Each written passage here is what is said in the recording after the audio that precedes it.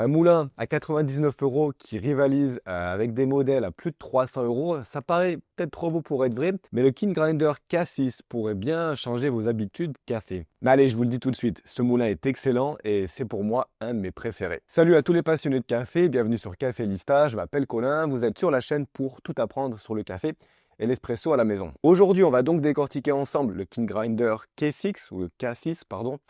J'ai un peu trop l'habitude des fois de parler anglais. Ce moulin manuel a fait quand même la sensation dans la communauté café et on va voir pourquoi. On va regarder ensemble la qualité de fabrication, le design, ses performances bien sûr, espresso mais aussi café filtre. Et surtout, on va voir s'il mérite vraiment sa place de meilleur moulin manuel dans cette gamme, dans cette catégorie de prix, voire même au-dessus. Avant de rentrer dans le vif du sujet, je vais juste vous parler rapidement du contexte.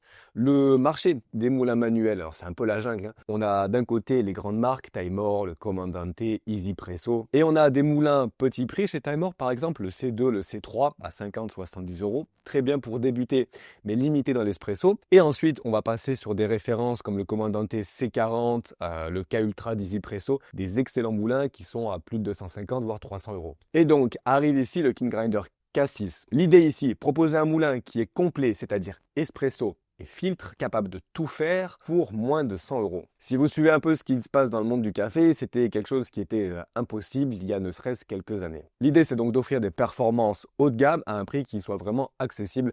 Est-ce que ça marche? On va voir ça ensemble. Le premier contact avec le K6, et franchement, pour 99 €, on est quand même sur du solide. On a un corps entièrement en aluminium, on a une finition qui est anodisée, il pèse un peu plus de 600 grammes. Et donc on sent immédiatement la différence avec les moulins d'entrée de gamme, notamment ceux dont on a parlé au début, les Taimor comme le C2 ou le C3. Bonne finition donc pour le prix, mais c'est sûr qu'on n'est pas sur la qualité premium par exemple d'un K Ultra d'Easy Presso. Ici c'est simple, c'est fonctionnel et on va le voir, ça fait un très bon travail. Le point fort avec le moulin, c'est la poignée donc ici qui est amovible comme la plupart, mais c'est aussi qu'on a un embout de 6 mm hexagonal. Alors ça peut être pratique parce qu'on peut y installer ici une visseuse. Ça fonctionne, j'ai fait quelques essais, honnêtement je m'en sers pas très souvent, mais c'est possible de pouvoir l'utiliser comme mini moulin électrique de temps en temps. Bon, c'est sympa, mais un peu gadget. Par contre, au niveau ergonomie, on a un grip en caoutchouc pour bien le tenir. Là, ça fonctionne aussi très bien. Petite touche sympa du design, on a une poignée en bois. C'est agréable, la prise en main est bonne. De temps en temps, le couvercle a quand même tendance à s'enlever et à sortir. Le réservoir à grains fait 35 grammes, donc largement suffisant pour une utilisation pour une personne, voire deux personnes. Ça dépend le type de café que vous voulez faire. Donc, un bon design, mais rentrons dans le vif du sujet maintenant. C'est surtout les meules. Le K6 embarque donc des meules coniques de 48 mm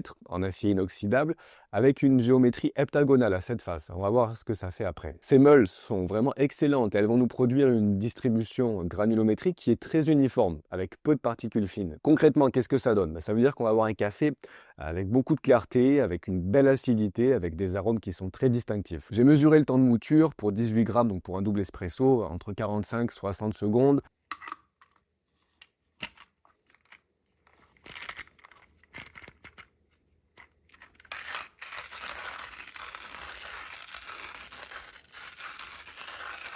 C'est normal, assez rapide pour un moulin manuel. Ça, c'est grâce justement aux meules de 48 mm. Par contre, on va quand même forcer un peu quand vous allez moudre pour l'espresso. Un point très intéressant ici, c'est le système de réglage, donc qui se fait de manière externe. Sur pas mal de moulins d'entrée de gamme, le réglage se fait à l'interne. Ici donc, c'est l'inverse. Très pratique. Chaque clic correspond à 16 microns de mouvement au niveau des meules, 60 clics pour un tour complet. C'est suffisamment précis pour l'espresso, donc ça c'est vraiment top, c'est-à-dire que vous avez ici un très bon moulin pour l'espresso. Et honnêtement, pour le prix, c'est quand même imbattable. Pour le filtre, on le verra un peu plus loin, mais on est souvent dans les 100 clics, ça dépend le type d'extraction que vous choisissez. Ça peut être pratique de garder sur un papier, sur votre smartphone, vos réglages, parce que si vous passez du filtre à l'espresso, c'est très facile d'oublier où est-ce qu'on en est. Parlons maintenant des performances espresso, c'est là que ça devient intéressant. J'ai testé plusieurs cafés avec différentes torréfactions et les résultats, on a un excellent espresso. Un espresso très propre, une belle créma.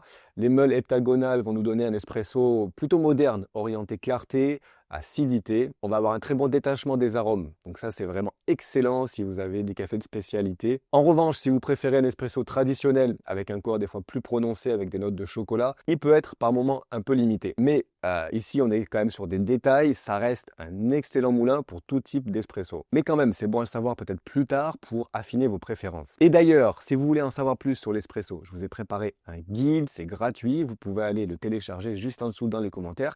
Ça vous aidera à bien régler à chaque fois votre machine. Si l'espresso est très bon, le café en méthode douce, en méthode filtre est aussi excellent et c'est justement la force là de ce moulin. Que vous ayez une V60, Chemex, Aeropress, cafetière à piston, peu importe votre méthode, ce moulin va quand même produire une tasse avec une excellente clarté. Les arômes sont séparés, sont distincts, la note finale est très nette. Pour les cafetières à piston, les French Press, c'est aussi bluffant parce qu'on a très peu de sédiments au fond de la tasse. On a vraiment, comme je vous l'ai dit, une production de particules fines qui est très faible, donc une tasse très propre. Pour les réglages, évidemment, ça change selon votre café. Comptez 75 à 110 clics pour un V60, 60 à 85 pour l'Aeropress, puis on va monter à 100 voire 130 pour la French Press, le cafetière à piston, vous savez, notre mouture sera plus grossière. Et là encore, le réglage externe va vraiment nous changer la donne pour régler ça de manière très rapide, très facile. Et si vous êtes avec moi et que vous regardez encore cette vidéo, j'ai un petit service à vous demander. N'hésitez pas à aller laisser une petite mention j'aime, un like juste en dessous.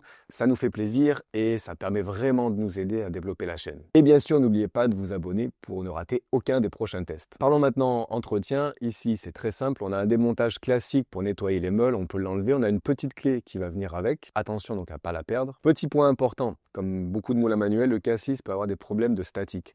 La solution ici, c'est de vaporiser un peu d'eau. C'est ce qu'on appelle le RDT et ça permet d'éviter ce problème. Une chose aussi à savoir, c'est que la coupelle de récupération ici se visse. C'est sécurisé, le café risque pas de tomber. Par contre, c'est moins pratique qu'un système magnétique. Bon, c'est un petit compromis pour le prix, c'est pas très grave, mais c'est vrai que des fois, c'est un peu pénible à dévisser. Alors, pour qui est-ce que je recommandais le King-Grinder K6? Vous vous en doutez maintenant, c'est un des moulins que j'ai sûrement le plus recommandé. Mais quand même, si vous débutez un café de spécialité et que vous voulez un moulin polyvalent avec un budget restreint, c'est parfait. Si vous aimez les cafés modernes, clairs, acidité avec des belles notes aromatiques, foncez aussi. Si vous cherchez un excellent moulin pour seulement le café filtre ou les extractions, les méthodes douces, avec un budget là aussi serré, encore une fois idéal. Et donc au final, si vous cherchez le meilleur rapport qualité-prix, honnêtement, sur le marché en ce moment, je vois pas vraiment de concurrence, celui-là est le meilleur. J'ai aucune affiliation avec la marque, pas du tout. C'est encore une fois une vidéo non sponsorisée, mais il n'y a vraiment pas grand-chose à redire. Donc au final, bon alors vous l'aurez compris, pour 99 € avec ce niveau de performance, ça a été je trouve du jamais vu. Pour vous donner une idée, il rivalise quand même plutôt bien avec des moulins comme le K Ultra, des Ipresso, d'autres encore plus chers, en offrant des performances dans la tasse qui sont vraiment très bonnes. Alors bien sûr, on n'a pas les finitions premium, on n'a pas la coupelle magnétique, on n'a pas l'étui de transport, mais pour moi, c'est pas le plus important. Ce qui nous intéresse, c'est vraiment le résultat dans la tasse, et là, pour le coup, la différence des fois est marginale. Donc, une très bonne option, si ce n'est la meilleure si vous cherchez un moulin manuel avec un petit budget. Moi, je vous le dis, vous pouvez foncer. Si cette vidéo vous a aidé, n'hésitez pas à aller la liker. Abonnez-vous. Vous pouvez télécharger le guide gratuit juste en dessous. Et puis, partez pas tout de suite. Si vous appréciez ce style de contenu, la vidéo qui va apparaître juste là devrait vous intéresser. J'en suis quasiment sûr. Je vous souhaite une bonne journée, une bonne semaine. Je vous dis à très bientôt sur Café Lista. Ciao.